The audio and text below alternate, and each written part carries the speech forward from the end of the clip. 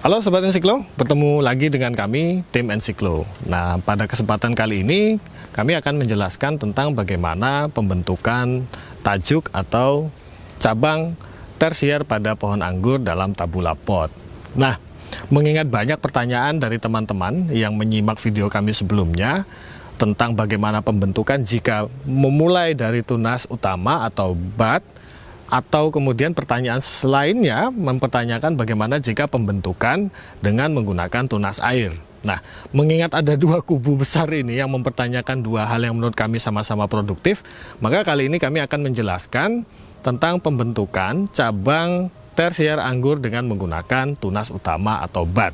Nah, nanti di video yang lain kami akan buatkan satu video lain yang khusus membahas tentang pembuatan cabang tersier dengan menggunakan tunas air yang telah berwarna coklat. Di sebelah saya ini sekarang ada satu pohon anggur yang sudah kita persiapkan untuk pembentukan cabang tersier menggunakan tunas utama atau bud. Nah, sebelumnya sebenarnya pohon ini awalnya kami siapkan untuk tunas air, tapi kemudian dengan beberapa pertimbangan bentuk pohonnya, kami menggunakannya untuk mengembangkan tunas tersier melalui tunas bud. Di sini kalau teman-teman lihat, ada dua cabang sekunder yang kami siapkan, dan di sini juga mengindikasikan dua perbedaan.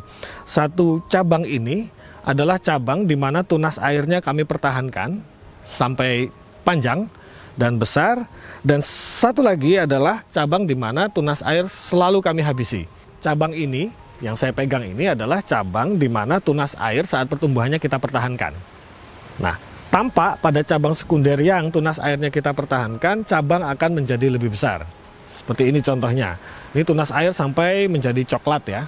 Sehingga kemudian batang anggurnya juga menjadi lebih besar. Sementara cabang sekunder satu lagi ini adalah cabang di mana tunas air dari awal memang kami pangkas, kami buang. Sehingga kemudian tampak di sini tunas air yang hilang menyebabkan cabang sekunder ini menjadi lebih kerdil dibandingkan dengan cabang yang tunas airnya kita biarkan. Nah, kembali pada topik pembentukan cabang tersier atau cabang yang kita siapkan untuk pembuahan dengan tunas utama atau bud, maka ada beberapa catatan yang bisa kita perhatikan terlebih dahulu sebelum membentuknya.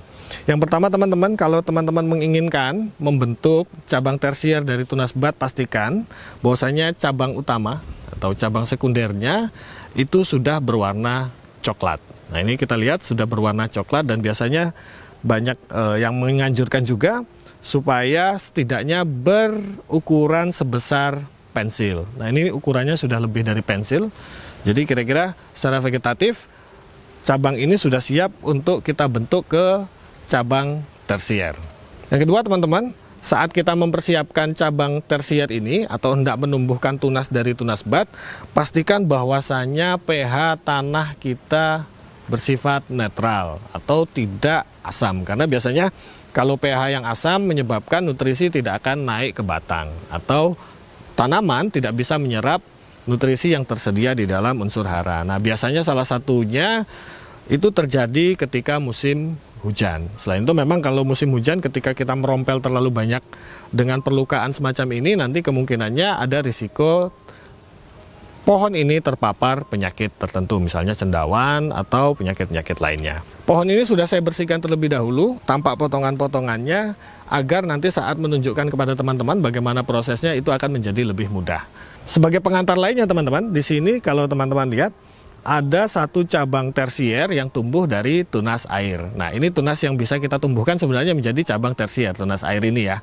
Satu, dia sudah coklat. Dua, sudah cukup besar ukurannya. Jika kita ingin menggunakan tunas air sebagai cabang tersier, maka cabang seperti inilah yang menjadi cabang ideal. Artinya nanti ketika ini tumbuh, kita bisa memangkasnya dengan menyisakan dua mata tunas, 1 dan 2. Jadi kita nanti tinggal memotong di antara tunas yang ketiga. Artinya selanjutnya untuk penyiapan tunas pembuahan sudah menggunakan tunas yang bersumber dari bud, sudah tidak lagi menggunakan tunas yang bersumber dari tunas air, meskipun ini adalah tunas air. Jadi kita menantikan tumbuhnya tunas dari sini. Ini sebagai contoh. Itu tadi ilustrasi, teman-teman ya, untuk yang menggunakan tunas air untuk cabang tersier. Jadi ini sebagai contoh mungkin. Artinya teman-teman sekaligus menjawab jika nanti ada kebingungan untuk yang sudah terlanjur menumbuhkan menggunakan tunas air. Untuk menumbuhkan cabang tersier dari tunas bud, teman-teman kalau dalam sistem tabula mungkin kita perlu perhatikan beberapa hal. Yang pertama adalah jarak ya. Karena biasanya mata tunas dengan mata tunas lain itu berjarak sangat dekat. Nah, karena ini tabula, saya menyarankan teman-teman untuk membuat cabang tersier secara bergantian. Dalam arti ada jeda satu mata tunas. Misal di sini mata tunas, maka yang di tengah sini tidak akan kita tumbuhkan, tetapi kita tumbuhkan yang setelahnya.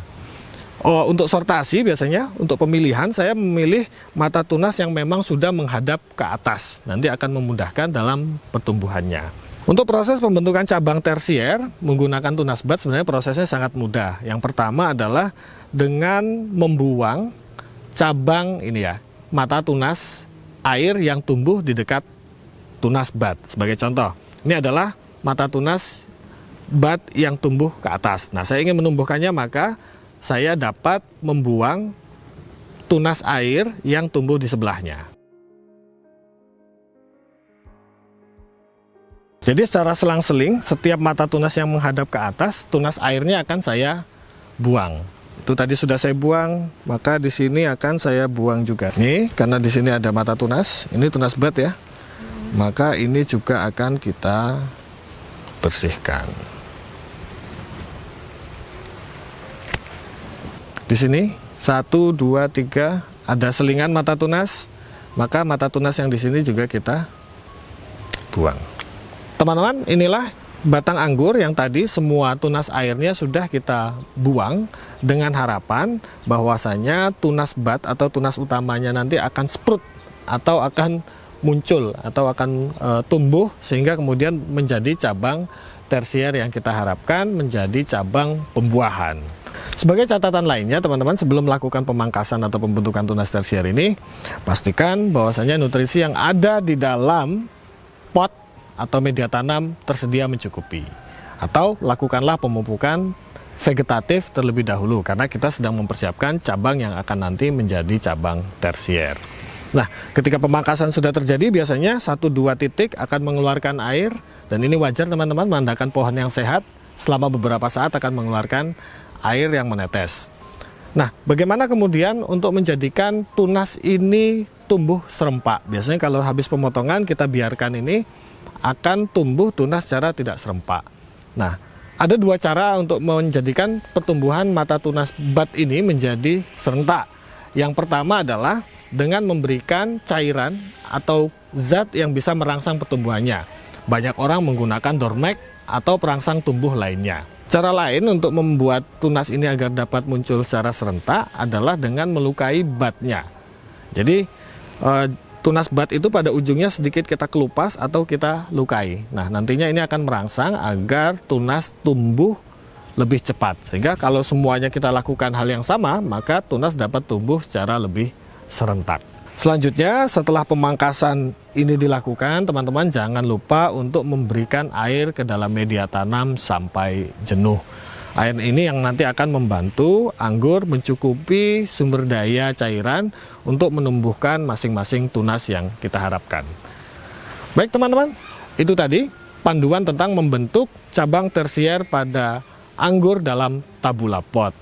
Di kesempatan lainnya, kami akan mengupayakan video yang menunjukkan pembentukan cabang tersier dari tunas air yang dipersiapkan sebagai cabang tersier. Untuk mengikuti konten-konten selanjutnya tentang perkembangan anggur di sekitar kami, silakan untuk subscribe dan jangan lupa nyalakan lonceng agar mendapatkan notifikasi saat kami mengunggah konten baru ke channel kami. Jangan lupa pula bagikan kepada teman-teman lain yang mungkin memiliki ketertarikan yang sama. Sampai jumpa pada video selanjutnya dan salam.